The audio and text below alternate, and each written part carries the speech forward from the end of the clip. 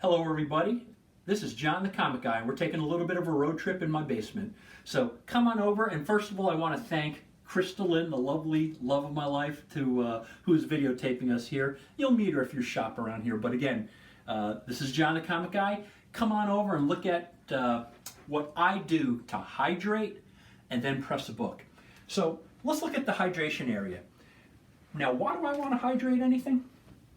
Some people actually feel comics and water are really not a good combination, but very similar to the way you would iron clothes. If you're ironing a shirt, you typically want to spray a little water on it. Why? Because that relaxes the material. So I have two different chambers here. These are just standard tubs you get at Home Depot or Bed Bath & Beyond. So, Krista, if you come a little closer, what I'll do is I will put about 2 cups of distilled water in here. And what I'll do is I have a table saw and I'll cut some just PVC piping. It's about 1.5 inches. It just raises it up. So again, 2 cups in the smaller chamber. What I did is I got at Home Depot the material that you'd have for a drop ceiling and the light would come through. It's hard plastic, so what I would encourage you to do is if you're going to get this, you wear protective eye gear when you're clipping this because the stuff is flying all over the place.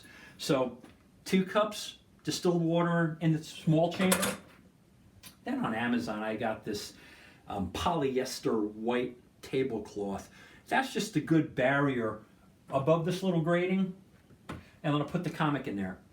As always, before you put a comic anywhere or you press it, especially before you press it, you want to use the microfiber, because if there's any sand from the bag, from the deal that you got it from, or you're buying it at a yard sale, that stuff makes such permanent indentations, or at least hard to get indentations in your comic book if you press it like that. So I try to clean that off multiple times, but again, microfiber. On the larger container, same kind of a setup. This is a bigger, obviously, same material, but it fits it nicely. This, I think I used 2.5 inch PVC 2 inches. It just holds it. With a chamber like this, I'll probably put 3, maybe 4 cups of distilled water in there. And that stuff will last weeks. So if you have like 50 books you want to press, you don't need to change the water each and every time. And again, the material, polyester white material, and then you cover it up. So really, as we walk to the pressing area, I would tell you, you're going to treat new books and old books very differently. And how do I differentiate a new book and an old book?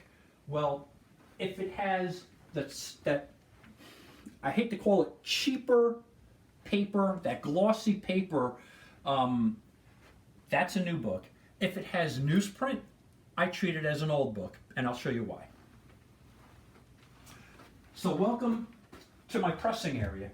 So some of the materials you're going to need is you have this material that is, what's the non-stick? Teflon, thank you. Krista bailing me out here. That Teflon material, so they have Teflon material, plus they also have, I think they have kind of a Teflon or a wax paper. I'm not sure, it almost looks like a marijuana symbol there, but they call it rosin press paper. I like this. I use this for the new books specifically, but I use it when I press everything, but I'm going to show you in a minute. Also, you're going to need, you could probably use Golden Age boards. I use magazine boards. And with that, and you're going to use either Golden Age or Silver Age boards for in between. This is the little pressing device. This pressing device actually can hold 2 comics at once. That's what I really like. So if you have 2 similar books of similar thickness, if you really were cranking out a bunch of books, you could actually do 2 books at once. Why do I have this? So I have found that when I'm pressing a book, the optimal heat for pressing an old book, and what again, I'm going to ask you, what is an old book? I look at an older book that has a newsprint. I have the temperature at 174, 175. However, the heat monitor on the press is inaccurate. So what I do is I use this laser device that, again, this Chinese guy likes to cook with hot oil. When I'm deep oil frying, I like to measure it so it doesn't go to a flash point, right? It's important. It's also important when you're pressing a book because this, when I had this device show 175, I just made an assumption it was 175 degrees. I tested it with this and it was about 220 degrees.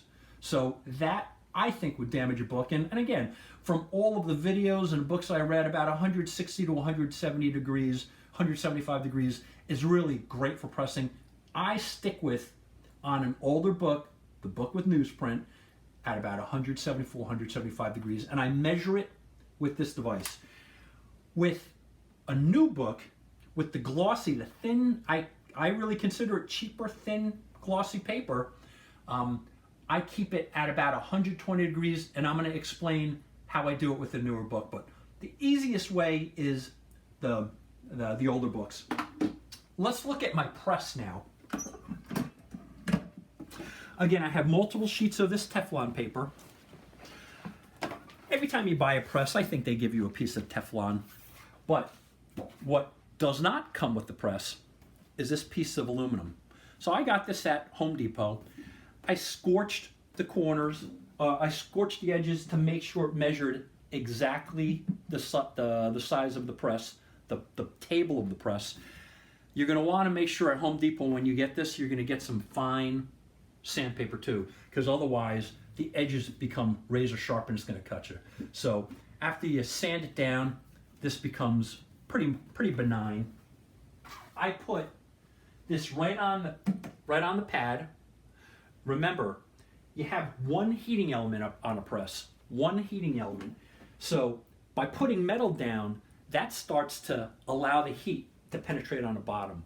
So that's ultimately what I'm looking for. I want heat from the top, and I want heat to also go from the bottom, and that just kind of really gives a beautiful uniform press. On top of the metal, then I just stick the piece of Teflon material that they gave with it.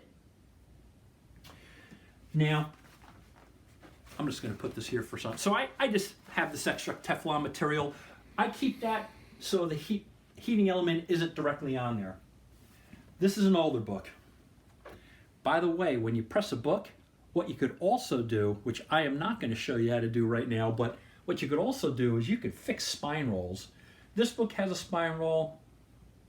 It's going in my dollar bin, so I really don't care. But because it's older paper and it's easier, what I do is I use this Teflon material, I cut it to size, I put it between the cover and the first page, both front and back cover, the Teflon, and in between, right at the staple, I put a Silver Age board, or a Golden Age board, again, it doesn't matter.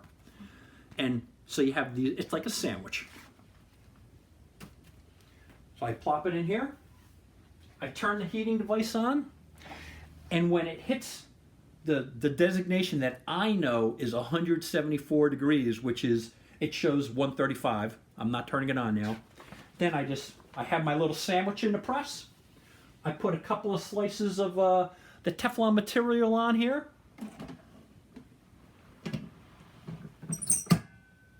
and then I let it sit and I time it for 5 minutes. 5 minutes on the old books. That's a piece of cake. And then I let it go for about 6 to 24 hours. It really depends on how many indentations you have, how many bends, how many folds.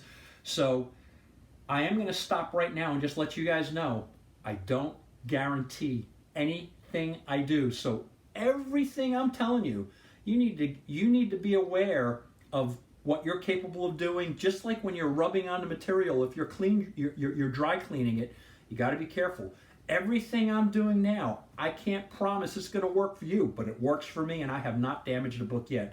So again, I know I'm going to probably repeat it one more time, but I can't guarantee what I do, but this is what I do, okay? Just be aware and be careful of what you're doing and how you're handling it. Some people use rubber gloves.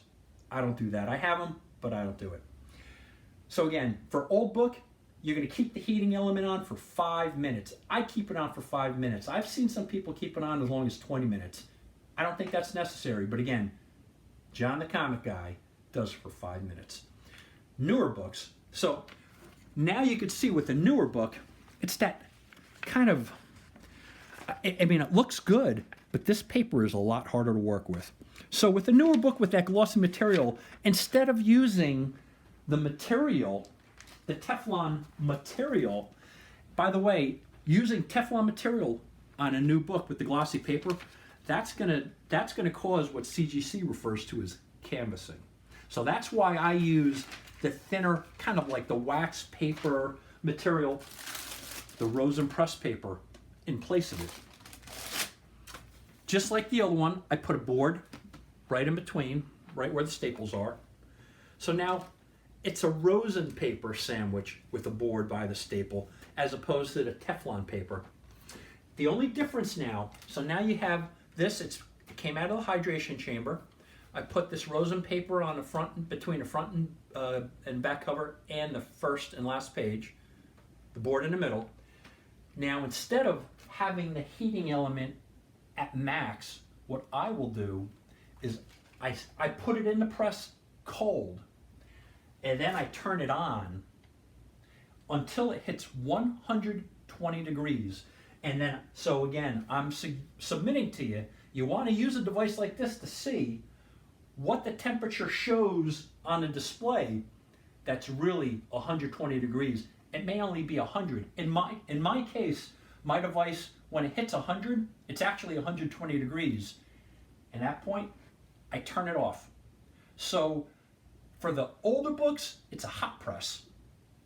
For the newer books with the thinner, glossy material that I'm using this rosin paper on, I'm calling it a warm press. And it's a warm press only until I start it cold. It gets to 120 degrees, and then off it goes. So it may take maybe a minute and a half to get to that temperature, and then I'm warm pressing it, and I'll warm press it for up to 12 hours. Oh, I forgot. One other thing for the sandwich. Both cases, you know, these videos can be a little forgiving. I sandwiched them with a piece of the backing board for a magazine and a piece of rosin paper. And again, I'll do this once because that you're going to do it with all your books. I put the book, so you have a board, the rosin paper, the book, sandwich, another piece on top, and then another board on top. This is going to assure me when I press it. So again, you see I put it on there. I put this paper, I put the material down, and then I press it. Whether it's the warmer press or the hot press, I sandwich it like that, and that really makes the books come out beautifully flat. So, final warning, I do not guarantee any of the things I'm telling you. This works for me, and that's exactly how I press my books and I hydrate my books. But, you know, do your research. Pick and choose what you like of what I do, but I have not damaged a book yet, knock on wood. So with that, I want to thank you all for joining me again. If you like this content, as always, I'm going to encourage you to please press the subscribe button. So I thank you so much. This is part 2 of the good, the bad, and the dirty for comic books. And I will see you on my next video. Thanks.